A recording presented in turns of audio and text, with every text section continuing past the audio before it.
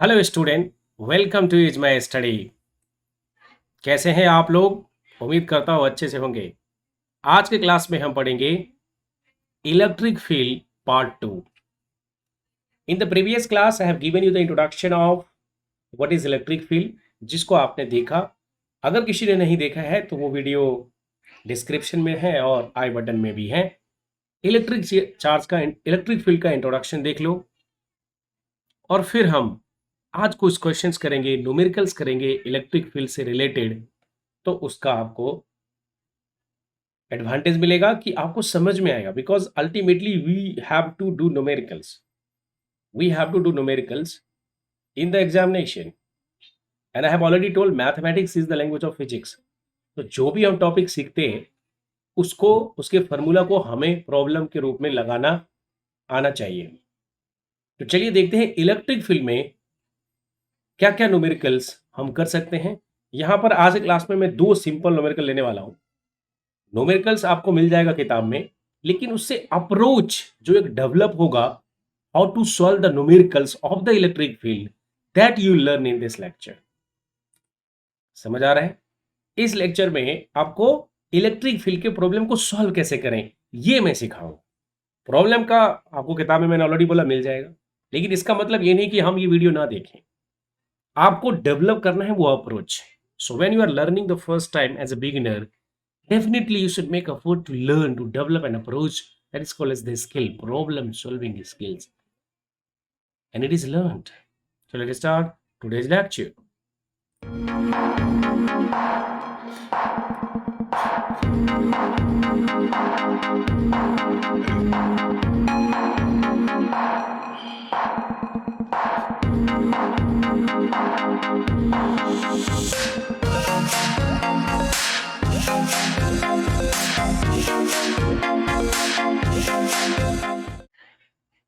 आप JEE mains की तैयारी कर रहे हैं, एडवांस की तैयारी कर रहे हैं या नीट एग्जामिनेशन की तैयारी कर रहे हैं, आपको ये लेक्चर बहुत ही हेल्पफुल होने वाला है। तो बहुत ही छोटा सा वीडियो है लेकिन बहुत ही काम का है, जरूर देखिएगा। चलिए मैं प्रॉब्लम यहां पर पहले रीड कर लेता हूं आपके लिए और आपको बताता हूं कि इसके प्रॉब्लम्स को हमें कैसे सॉल्व करना है।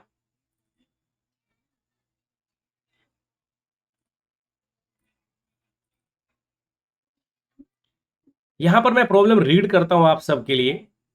प्रॉब्लम आपको स्क्रीन पे भी दिखेगा। प्रॉब्लम कहता है कि टू, लेकिन उससे पहले क्विक रिवीजन कर देता हूं।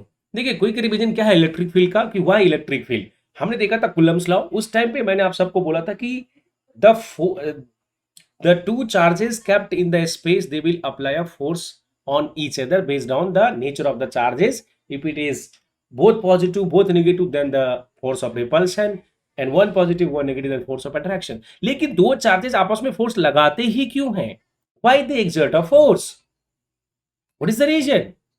Because अगर हमने एक फोर्स रखा है, एक दूसरे फोर्स रखा, तो क्यों लग जाता है फोर्स? बिकॉज इसके बीच में एक इलेक्ट्रिक फील्ड है।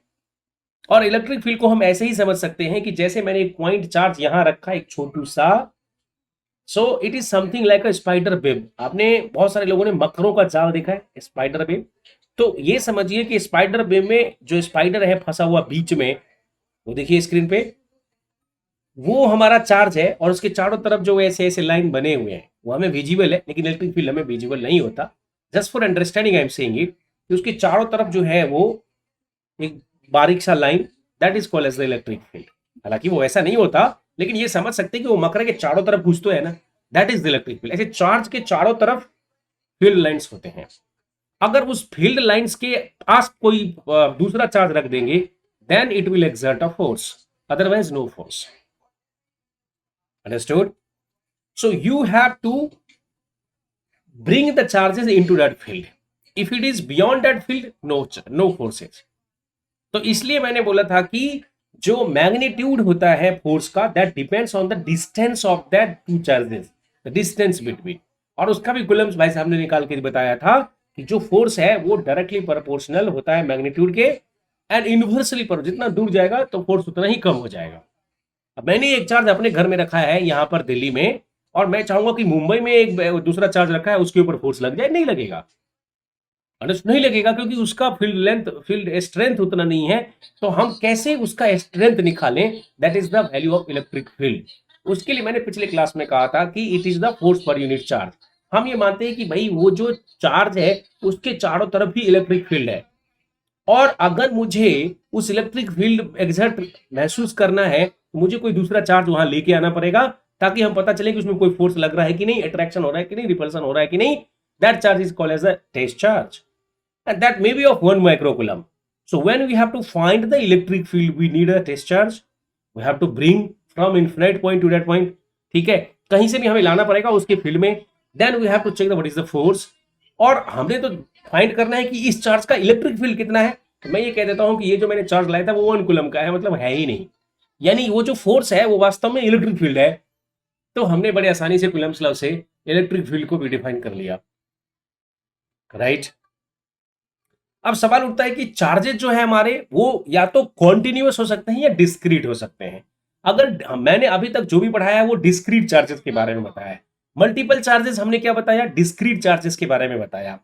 मल्टीपल चार्जेस जो है डिस्क्रीट मतलब अलग अलग पॉइंट्स पे लिखे हैं, लेकिन अगर चार्जेस कॉन्टिन्यूअस चार्जेस हैं, अगर मान लीजिए कि मैंने एक स्फीयर के सेंटर पे चार्ज रखा और मैं चारों तरफ इलेक्ट्रिक फील्ड निकालना चाहता हूं, मैंने एक सर्कल ले लिया या ऐसे कह सकते हैं एक रिंग ले लिया, उसमें अगर हमने एक चार्ज रखा और चारों तरफ हम निकालना चाहते हैं, चार्ज अगर डिस्ट्रीब्यूटेड है पूरे सरफेस पे, that is called as the continuous charges. So for continuous charges problems we use the method of integration to find the value of electric field.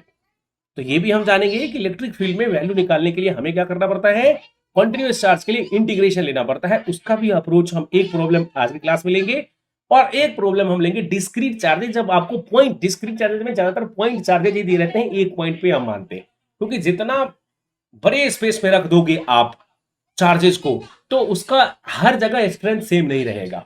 मैंने अपने पूरे बड़े घर में एक छोटा सा चार्ज सेंटर पे रखा है, तो छत पे उसका इफेक्ट वही नहीं होगा। So that's why to take the entire effect, we assume that the charges is located at a one point. That's why the concept of point charges comes. हम ये मानते हैं कि बहुत ही छोटा सा है, और हमने इलेक्ट्रिक फील्ड को डिफाइन भी किया था कि limiting case when Q tends to 0 F by Q। हम ये मान सकते हैं कि बहुत ही छोटा है, नेग्लिजिबल है। हालांकि वो मैग्नीट्यूड के बारे में बात करते हैं, लेकिन हम जब हम पॉइंट चार्जेस कहते हैं तो वो डिस्क्रीट केस होता है, और उसका भी फॉर्मूला हमने देखा है। कॉन्टिन्यूअस वाले केस में हम एक स्मॉल एलिमेंट लेंगे और उसमें फोर्स निकालेंगे और फिर उसको इंटीग्रेट कर देंगे, तो वो पूरे सरफेस पे हमें पूरे एरिया में दे देगा। तो I hope so the basic concept is clear to you. Now moving further, and now in this class I'm going to do some numericals based on the electric field. Electric field का formula एक बार हम quick revision करा देते हैं। Heading कर देता हूं electric field. ये मेरा पार्ट 2 है जिसमें मैंने आपको बेसिक बताया। We'll do some numericals based on electric field.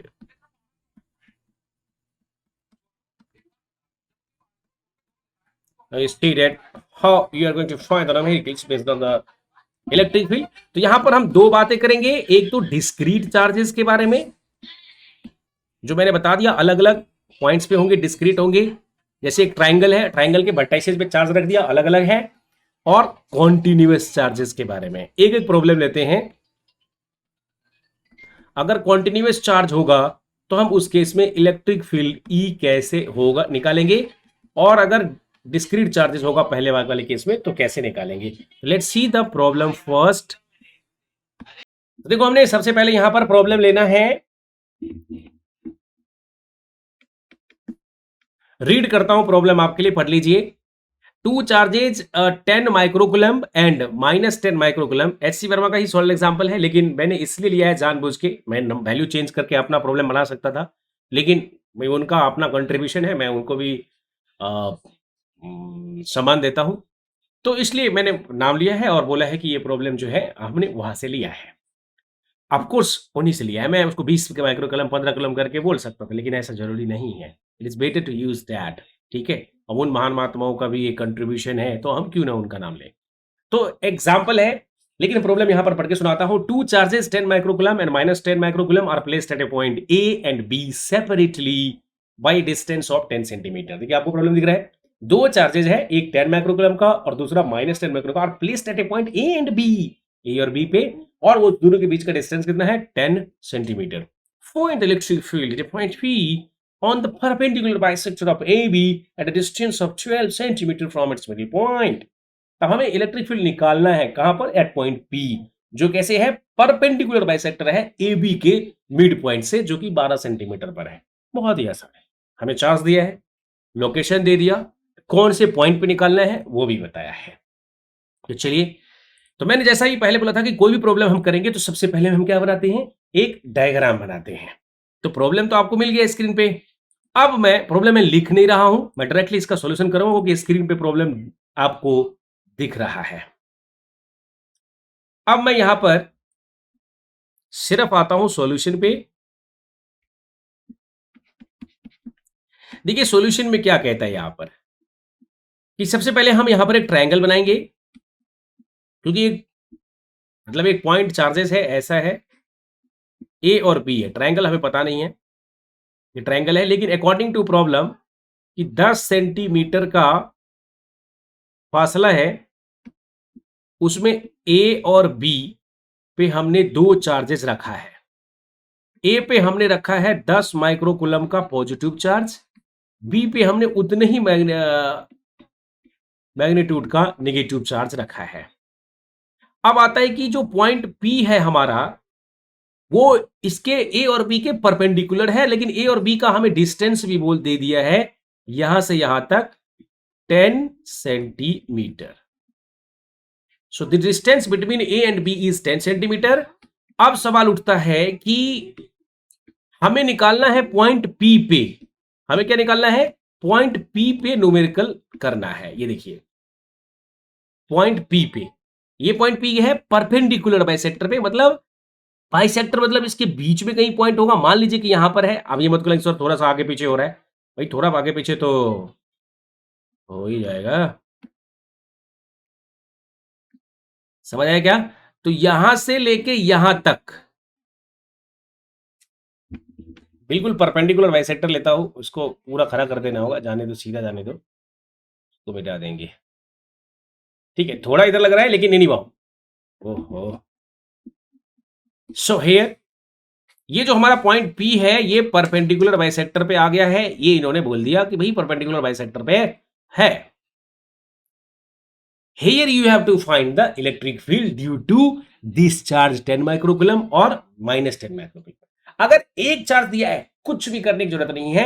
एक चार्ज का इलेक्ट्रिक फील्ड सबको पता है। अगर वो चार्ज Q है, यहां रखा हुआ है, और इलेक्ट्रिक फील्ड निकालना है, तो 1 कूलम का दूसरा चार्ज समझ के, टेस्ट चार्ज समझ के, और बोलना कि भाई ये KQ/R², अगर वो R डिस्टेंस पे रखा है तो। सिंपल, यस और नो। अगर मैग्नीट्यूड बताना है तो R कैप या 1/4 पाई एप्सिलॉन नॉट के Q/R², ऐसा भी बोल सकते हैं अगर R डिस्टेंस पे वो चार्ज रखा है जहां पर हमें इलेक्ट्रिक फील्ड निकालना है। ओके, कहीं तो निकालोगे ना कि भाई ये चार्ज रखा है तो इलेक्ट्रिक फील्ड कहां चाहिए। सो हियर अब हमें इलेक्ट्रिक फील्ड निकालना है कहां पर? पॉइंट P पे। Find electric field at point P perpendicular to AB at 12 centimetre from mid point. तो ये कितना डिस्टेंस पे है? 12 सेंटीमीटर पे है। देखिए अब हमारे पास ए से लेके ये पी तक, ये हमारा, हम इसको मिला देते हैं। सर क्यों मिलाया आपने? क्या जरूरी थी? हमें पॉइंट पी पे निकालना था, क्योंकि हमें जो पी पे निकलेगा ए की वजह से भी इस पे इलेक्ट्रिक फील्ड आएगा, क्योंकि चार्ज ही इलेक्ट्रिक फील्ड लगाता है। जैसे कुलम्स लॉ में हमने सीखा था चार्ज फोर्स लगाता है, वैसे चार्ज इलेक्ट्रिक फील्ड जनरेट करता है। अब आज के बाद क्या बोलेंगे? दो चार्जेस के बीच में फोर्स लगता है, कुलम्स लॉ। दो मास के बीच में फोर्स लगता है, यूनिवर्सल लॉ ऑफ ग्रेविटेशन। के सबका फॉर्मूला आपको पता है, capital G m1 m2/r²। Electric field का फॉर्मूला पता है, फोर्स का फॉर्मूला है K Q1 Q2/r²। एक जैसे ही हैं, लेकिन इलेक्ट्रिक फील्ड कैसे निकालते हैं? Due to the charges.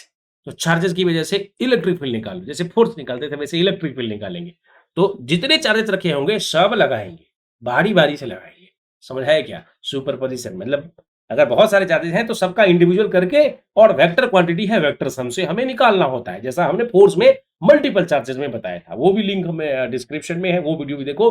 Multiple charges को कैसे, अगर हम अलग अलग जगहों पे फोर्सेस रख दें, चार्जेस रख देंगे, और कहीं पर भी हमें फोर्स निकालना है, भाई कहीं पर हमें उस इलेक्ट्रिक फील्ड निकालना है, तो कैसे निकालेंगे? तो आज क्लास में हम इलेक्ट्रिक फील्ड देखते हैं। यहाँ पर हमने सिंपलिसिटी के लिए सिर्फ दो चार्जेस लिए हैं, 10 चार्जेस लेके भी धक्का मुक्की कर सकते हैं। 10 चार्जेज होंगे तो ऑब्वियसली निकालना पड़ेगा। तो यहां पर इसको भी मिलाएंगे इस लाइन को। सर क्या जरूरत है इसको मिलाने की? इसलिए मिलाना जरूरी है क्योंकि मुझे पॉइंट पी पे इलेक्ट्रिक फील्ड निकालना है बी की वजह से, तो हम ये जानेंगे कि पी बी से कितने दूरी पे है। Unless or until you tell that, you're not able to find the values, because to find electric field you need the distance। जहां इलेक्ट्रिक फील्ड निकालना है और जिस चार्ज की वजह से निकालना है, उस चार्ज से उस पॉइंट के बीच की डिस्टेंस और दूरी क्या है, यू मस्ट नो इट। इसलिए मैंने मिलाया, नहीं तो तुम सही थे, इसकी मिलाने की जरूरत। यहां पर ए और पी के बीच का डिस्टेंस कैसे निकालेंगे सर? ये पूरा 10 है तो ये 5 होगा और ये 5 होगा, ये 12 है, तो ये राइट एंगल ट्रायंगल है, ऑब्वियसली परपेंडिकुलर बाइसेक्टर है, तो हाइपोटेन्यूस पाइथागोरस थ्योरम लगाओगे तो ये 13 होगा और ये भी 13 हो जाएगा, क्योंकि ये 5 और 12 है। पर पाइथागोरस थ्योरम से 5 स्क्वायर प्लस 12 स्क्वायर 169 होगा, 13। गरीब बच्चों के लिए बोला हूँ, मतलब जो थोड़े कमजोर स्टूडेंट है। बिकॉज एक टीचर का मतलब, एक अच्छा टीचर का मतलब यही है कि देखो, आज जो बच्चा अच्छे में पढ़ने के लिए है उसको कुछ भी जरूरत नहीं है, वो खुद से पढ़ के पास हो जाएगा। लेकिन जो बच्चा कमजोर है उसको हम कैसे आगे लाएंगे, ये एक अच्छे टीचर की सबसे पहली पहचान होती है कि वो उसके लिए भी काम करता है। दोज हु अंडरस्टैंड लेस, तारे जमीन पर। ठीक है, नहीं देखी है कोई बात नहीं, देख रखी है बहुत अच्छी बात है। तो समझ सकते हो कि कुछ ऐसे बच्चे जिनकी लर्निंग कम रहती है, वो जल्दी नहीं सीखते, तो उनके लिए भी हम ये 5 स्क्वायर प्लस 12 स्क्वायर 169 बोला, लेकिन करके नहीं दिखाया। अगर इसके बाद भी कोई क्यूरी और डॉट रह सकता है तो हमें जरूर पूछिएगा। लेकिन डिस्टेंस हमें चाहिए होगा, इसलिए हमने ये मिलाया, इसलिए ट्रायंगल का शेप आया। ये किताब नहीं बताएगा, ये एच सी वर्मा साहब की किताब में नहीं लिखा है, ये एक टीचर ही बता देगा। इसलिए बोल रहा हूं वीडियो पूरी देखो और हमारे सारे वीडियोस देखो, ताकि आपका कॉन्सेप्ट क्लियर होगा। फिजिक्स में कहीं भी वीडियो देख रखे हो, ये वीडियो देख के आपका न्यूमेरिकल 100% जो है एबिलिटी स्ट्रेंथ जो है वो बढ़ेगी। इतना मैं कह रहा हूं। पूरे यूट्यूब पे देख लो, दूसरे चैनल पे देख लो, कहीं भी देख लो, लेकिन यहां पर अगर आपने देखा तो आपको रियल में एक एम्पावरमेंट मिलेगी फिजिक्स को समझने के लिए। अंडरस्टूड? चलिए, तो अब हम देखते हैं कि कैसे हम निकालेंगे। देखिए, अब ये पॉइंट पी पे हमें इलेक्ट्रिक फील्ड निकालना है, तो हम क्या करेंगे, यहां पर एक 1 माइक्रो कूलम का, मतलब 1 कूलम का, माइक्रो कूलम नहीं, 1 कूलम का चार्ज हम लगाते हैं, 1 यूनिट चार्ज हम इस पे लगा देते हैं एज पर द डेफिनेशन। तो इनफैक्ट वो चार्ज है ही नहीं, ठीक है, सिर्फ एक ही चार्ज है, इसकी वजह से इलेक्ट्रिक फील्ड निकालेंगे। तो जैसे हमने चार्ज में हम करते थे कि उसका डायरेक्शन होता है, इसी तरह से चार्ज के बीच में जैसे दो सेम चार्जेस होता था, यहां ये प्लस चार्जेस है, यहां पर हम प्लस ही रखेंगे। और हम ये तो दो चार्जेस के बीच फोर्स कैसे लगता, जिधर फोर्स लगेगा उधर इलेक्ट्रिक फील्ड का डायरेक्शन होगा, ये रिपल्सन होता है। और मैंने ये बता रखा है कि जिस पॉइंट पे आप देखते हो उससे आगे की तरफ, इससे आगे की तरफ मतलब ये इस लाइन पे एक फोर्स लगता और इसको हम ई ए बोलते, या हम ऐसा भी बोल सकते हैं E P P A, the electric field at point P due to charge A, E P A भी लिख सकते हैं। लेकिन हमने ई ए लगा दिया क्योंकि मतलब ड्यू टू चार्ज ए, इस ए की वजह से 10 माइक्रोकूलम की वजह से क्या चार्ज लग रहा है और कैसे लगेगा, ये डायरेक्शन हमें सोचने की जरूरत नहीं है। उस किताब में तो आगे लगाया था, इधर पीछे लगाया था। अगर ऐसे पढ़ोगे ना दोस्त, तो फिजिक्स नहीं सीखोगे, नहीं होगा न्यूमेरिकल। याद करोगे तो समझ लोगे, छोड़ दोगे एग्जाम। ठीक है, कुछ भी मुश्किल नहीं है, सिंपल है, बस समझना है। ना मुश्किल होता तो फिर एग्जाम क्या, सिलेबस क्या और लोग पास क्या होता, समझा क्या? ओके। अब यहां पर क्या है, ये प्लस चार्जेस है और ये माइनस चार्जेस है, तो इसके बीच में फोर्स ऑफ अट्रैक्शन होगा। और ऑब्वियसली ये आगे की तरफ तो जा नहीं सकता, तो किधर होगा, जिधर माइनस चार्जेस है उसकी तरफ, तेरी ओर, तेरी ओर, अभी ओर। ठीक है, तो यहां पर हम इसको क्या, अभी अभी, तो इसको क्या बोलेंगे, ई की पावर बी। ये एक इलेक्ट्रिक फील्ड है, वेक्टर क्वांटिटी है, इस तरह से लग जाएगा। तो ऑब्वियसली ये दो ही है, अगर ये 3 होता तो 3 लिखना पड़ेगा, 4 होगा तो 4 लिखना पड़ेगा, 10 होगा तो 10 लिखना पड़ेगा। और इनके बीच में अब रिजल्टेंट कहां पर होगा, इन दोनों का रिजल्टेंट निकालने के लिए इसके बीच में कहीं पर होगा। हमें नहीं पता कि वो रिजल्टेंट कहां पर होगा, लेकिन मैं मान लेता हूं कि ये इस वाले फोर्स से थीटा एंगल पे है, इस वाले एंगल से थीटा एंगल पे है। मुझे रिजल्टेंट इलेक्ट्रिक फील्ड बताना होता है, ना कि सिर्फ ई ए और ई बी बताना होता है। तो यहां पर हम लिखेंगे ई ए की वैल्यू क्या होगी, तो ये बताइए, मैं के लिख रहा हूं जिसको आप 1/4 पाई एप्सिलॉन नॉट बोलते हैं। के की वैल्यू हमेशा मैं 1/4 पाई एप्सिलॉन नॉट बोल रहा हूं। एप्सिलॉन नॉट 8.85 इंटू 10⁻12 होता है के। और इसका मैग्नीट्यूड क्या है? 10 माइक्रोकुलम्ब, और 1 तो लिखना नहीं है, और इसके बीच का डिस्टेंस क्या है? 13 सेंटीमीटर है। तो इसको मीटर करोगे तो 0.13 मीटर का स्क्वायर हो जाएगा। ये मैग्नीट्यूड किसका है? ई का है। What is the value of E, sir? अगर हम ये कि एसआई यूनिट में ही रखना, कोई वैल्यू एसआई यूनिट में, सर क्यों गया सेंटीमीटर में करेंगे तो मेरा गलत हो जाएगा। गलत नहीं होगा, लेकिन भाई सब यूनिट एसआई यूनिट में है तो इन्हें यूनिट सेम होना चाहिए, एसआई यूनिट ही इस्तेमाल करो।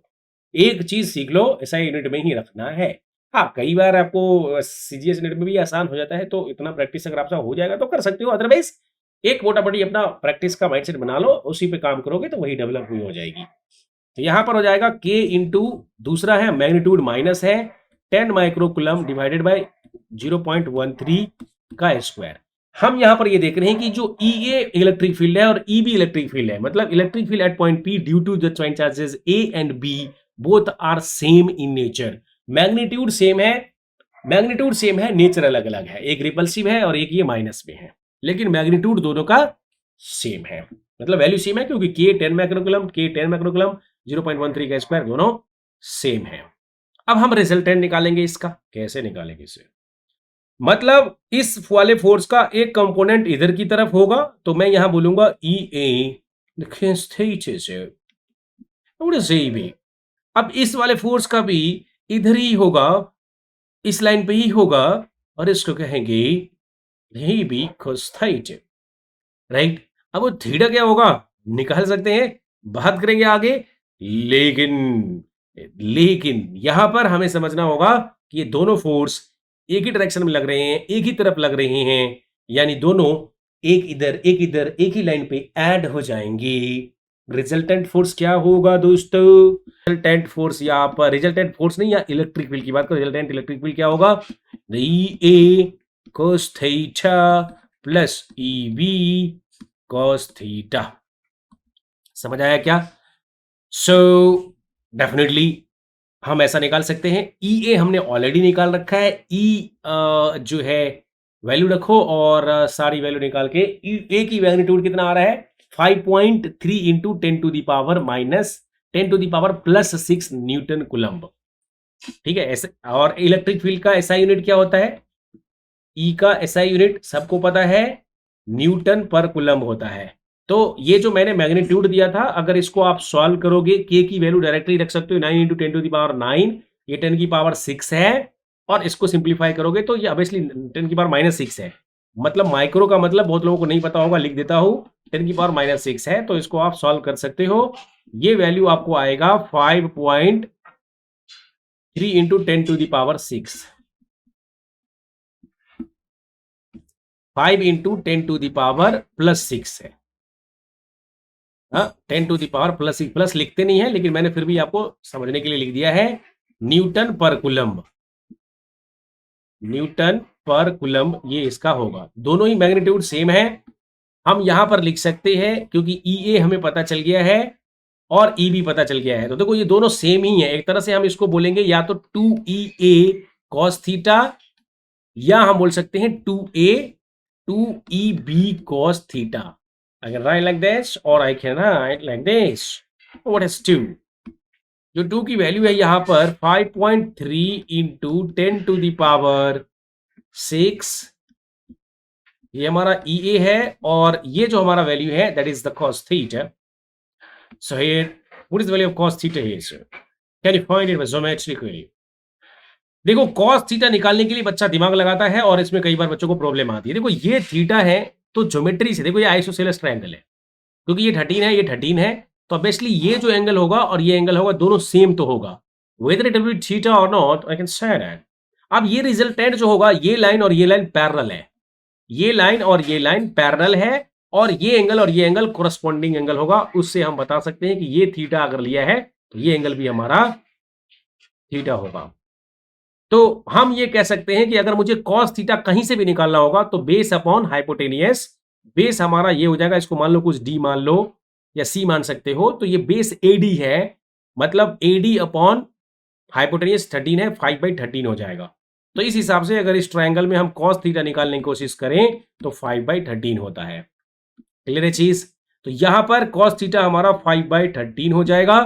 अब हम इसको निकालेंगे 2 इंटू 5.3 इंटू 10⁶ इंटू 5/13 लिखो और इसको कर दो सिंप्लीफाई। सिंप्लीफाई करने के बाद आपको आएगा 4.1 into 10⁶ 4.1 into 10⁶ Newton coulomb. Newton coulomb, इसको एनसी माइनस भी लिखते हैं कई किताबों में। ठीक है, तो आप ऐसा लिखो जो भी आपको पसंद होगा, इतना यही ये आंसर है, मैग्नीट्यूड है इलेक्ट्रिक फील्ड का। So here we have seen that we have taken only the two electric charges and based on that we have find it. So we have seen that how to find electric field due to the discrete point charges. We are going to take another numericals where we'll see that if the charges is not discrete, if the charges is continuous, then how to find electric field.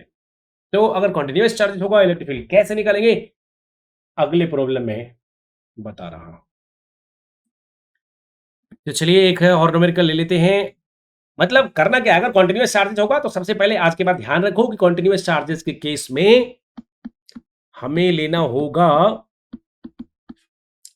एक small charges of the magnitude D Q और उसको करना होगा integrate.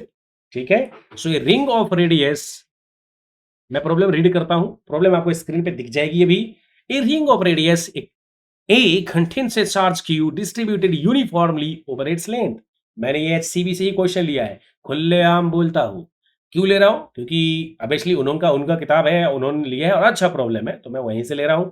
लेकिन मेरा कोशिश बस यही है कि आप लोगों को प्रॉब्लम का जो भूत है वो भाग जाए और न्यूमेरिकल जो है आपसे खुद होने लग जाए और आप कॉम्पिटिटिव एग्जाम में अच्छे मार्क्स फिजिक्स में लेके आओ जी। यही मेरा कोशिश है और आपका पढ़ाई आसान हो, इसलिए हमारा चैनल है ये जो माय स्टडी। अपने आप से बोलो कि पढ़ाई हमारा मुश्किल नहीं होना चाहिए, क्योंकि टीचर ऐसा दमदार होना चाहिए। मजा आ रहा है? टीचर का भी एक रोल है, आप पढ़ रहे हो ultimately. So my food is to for you. The ring of radius A contains a charge Q distributed uniformly over its length. Find the electric field at a point on the axis of the ring at a distance x from the center. देखो इसमें क्या हो रहा है, A ring of radius A contains a charge Q distributed uniformly over its length. तो मतलब एक ring है जिसका रेडियस हमें दिया हुआ है, उसके ऊपर एक चार्ज है जो पूरे रिंग में फैला हुआ है, रिंग के एक पॉइंट पे नहीं है, डिस्क्रीट नहीं है, पूरे रिंग में फैला हुआ है। ओके, यूनिफॉर्मली है वो भी। Find the electric field eight a point on the axis of the ring at A distance x from the centre of, तो सेंटर से x डिस्टेंस पे कहीं पर भी इलेक्ट्रिक फील्ड बता दे। तो यहां पर क्या है, रिंग है, पॉइंट चार्जेस नहीं है। पॉइंट चार्जेस होता है तो k/x², सिंपल विषय, simple, nothing more to do, understood. तो यहीं पर इस प्रॉब्लम कर लेते हैं। चलिए, प्रॉब्लम आप लोगों ने देखा, अब मैं इसका सॉल्यूशन आपको दिखाता हूं। मैं प्रॉब्लम लिखूंगा नहीं, सिर्फ सॉल्यूशन करूंगा कि प्रॉब्लम यहां पर स्क्रीन पे दिख रहा है, दैट्स इट। क्यों लिखूं, दिख रहा है ना। अब देखो यहां पर ये है, एक रिंग है। मेरा क्या कहना है कि जब हम फिजिक्स का प्रॉब्लम करेंगे तो क्या करेंगे जी, जब फिजिक्स का प्रॉब्लम करेंगे तो एक रिंग बनाएंगे जी, मतलब एक डायग्राम बनाएंगे जी। और एक डायग्राम बना के, जैसा भी होगा, ट्रायंगल होगा, जो भी होगा, प्रॉपर एक डायग्राम बनाना जरूरी है। जिसने डायग्राम बना लिया उसने प्रॉब्लम को समझो सॉल्व कर ही लिया, समझो हो ही गया। यानी ये प्रॉब्लम ओ है और यहां ये पॉइंट ओ है और ये पॉइंट ए है। अब ये रिंग है, रिंग पे हमने उसका सेंटर ओ है। अब उसने बोला है कि उसके सेंटर से x डिस्टेंस पाई एक पॉइंट है, उसके सेंटर से x डिस्टेंस पे एक पॉइंट है। तो मैं ये कहता हूं कि उसका पॉइंट जो है वो P है। अब इस पॉइंट पे मुझे इलेक्ट्रिक फील्ड निकालना है। तो यहां पर हम क्या करेंगे कि एक स्मॉल चार्ज हम यहां पर कंसीडर करेंगे, क्योंकि इस पूरे रिंग के ऊपर चार्ज है। ये चार्ज मैं प्लस का मान रहा हूं, तो समझो इस पूरे रिंग के ऊपर ये चार्ज है। यहां पर एक छोटू सा चार्ज हम मानेंगे कि ये पॉइंट ए पे है। एक छोटू सा चार्ज मान लीजिए कि डी क्यू पॉइंट ए पे है क्योंकि ये पूरे रिंग के ऊपर चार्ज है। तो हम एक छोटू सा चार्ज, पॉइंट चार्ज तो लेना ही पड़ा ना तुम्हें सॉल्व करने के लिए। Yes of course, you have to check this. Then I can integrate. So with the continuous charges, take a small charges and then apply the formula for the small charge and after that integrate it. That is very simple, sir. यहां पर हम लिखेंगे point A जो कि dq के बराबर है,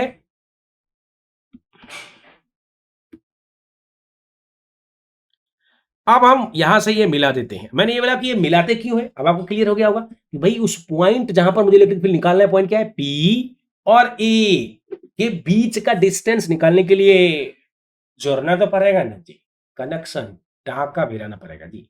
समझ आया? सो पी और ए के बीच में जो डिस्टेंस होगा वो निकालिए ना।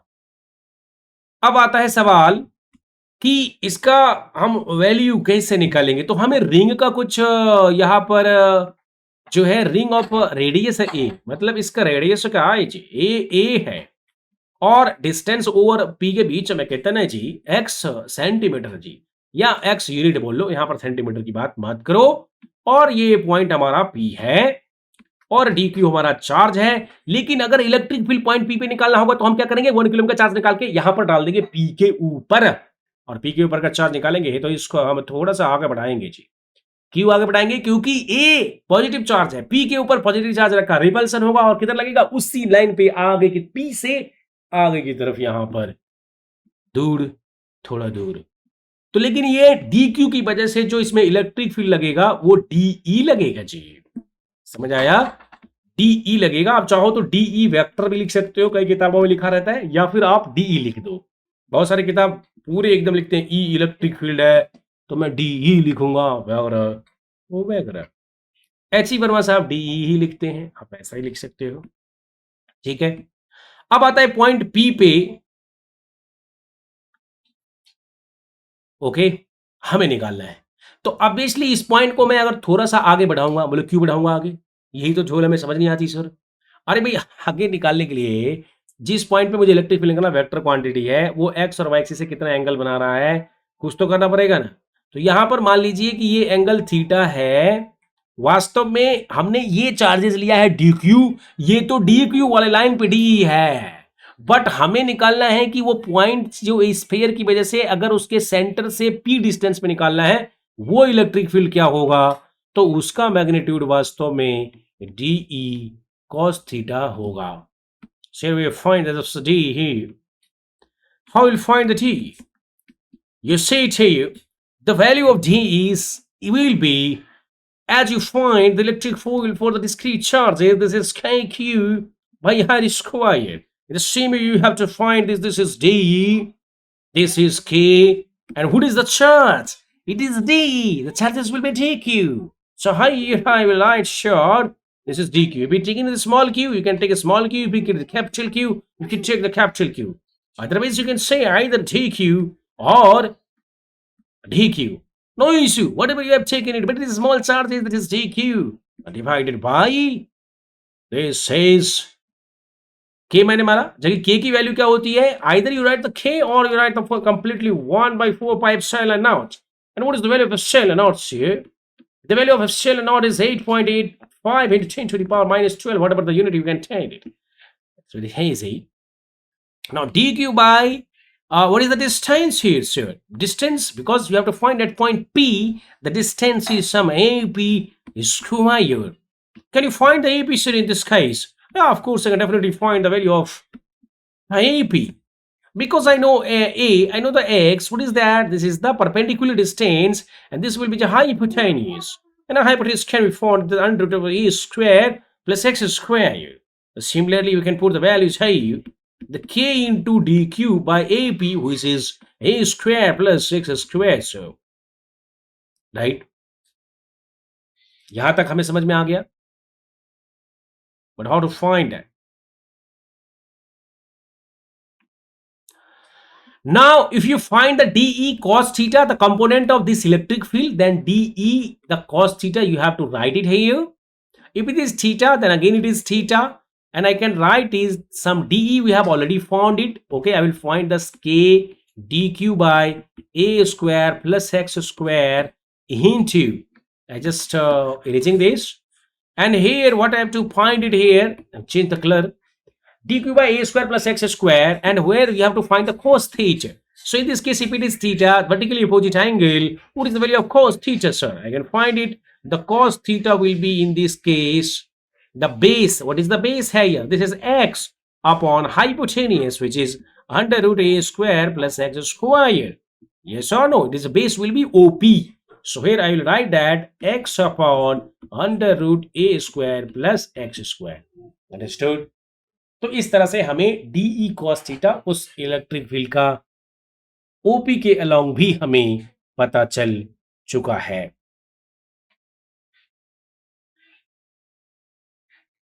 तो ऑब्वियसली पॉइंट पी पे हमें सेंटर पे जो चार्जेस होगा उसकी वजह से डीई कॉस थीटा निकालना होगा, और हमने डीई कॉस थीटा ही निकाला, क्योंकि हमने बेशक डी एक पॉइंट लिया है सरफेस पे, लेकिन हम ये मान के चलेंगे कि उसका जो होल चार्जेस है वो उसके सेंटर पे निकाला है, और सेंटर से ही हमें इस केस में निकालने के लिए बोला है।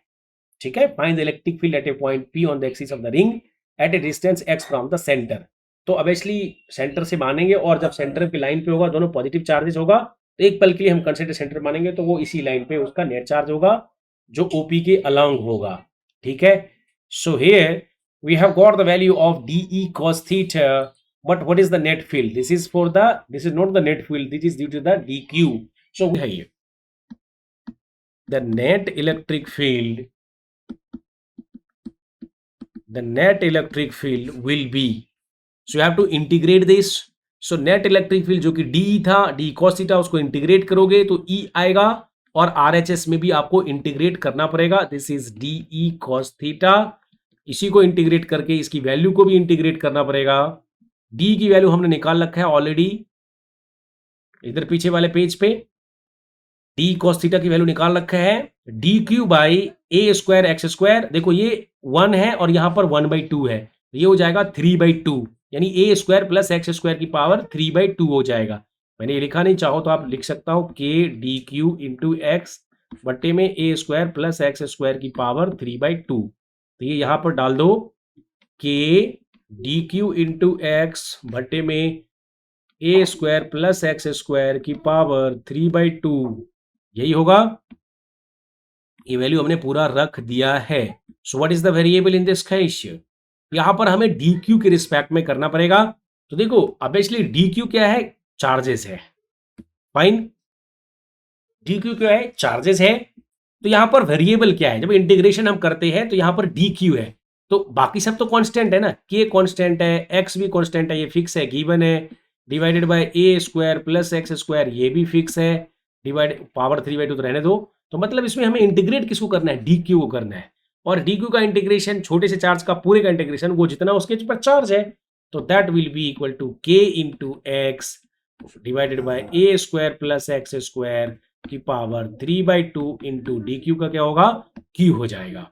यस और नो? तो हम इसको फाइनली लिख सकते हैं के को 1/4 पाई एप्सिलॉन नॉट, आप चाहो तो इसको ऐसे भी लिख सकते हो, और ऊपर में क्या बच रहा है? x इंटू क्यू, तो इसको लिख देंगे x Q by a square plus x square की पावर 3/2। अब प्लस सी यहां पर नहीं लिखना, क्योंकि ये मैथमेटिक्स प्योर मैथमेटिक्स नहीं है, there is no need to write this, this will be the answer here. So here just for the first as an approach I have taken the very simple problem here. अब ये मत सोचना कि यार बहुत आसान है तो मैं कर लूंगा और होने के बाद, ऐसा नहीं है। जिसको नहीं आता उसके लिए मैंने एक अप्रोच दिया है। I will do some more numericals also, and I will start the electric line of forces. Okay, so next class I will discuss more about electric line of forces. Then in next class we will see that अगले class में हम solve करेंगे electric field part 3, where I will talk more about the electric field lines. Then we will really visualize, जैसे आपने gravitation में gravitational field समझा, वैसे electrostatic में इलेक्ट्रिक फील्ड समझो। So see you in the next class guys. Video अच्छा लगा तो चैनल को लाइक जरूर करना, और ईज माई स्टडी को पूरा फैलाओ, जो हम चाहते हैं कि बच्चों को फ्री में एजुकेशन मिले। ठीक है, पढ़ो, IIT निकालो, मेडिकल निकालो। See you in the next class. Thank you.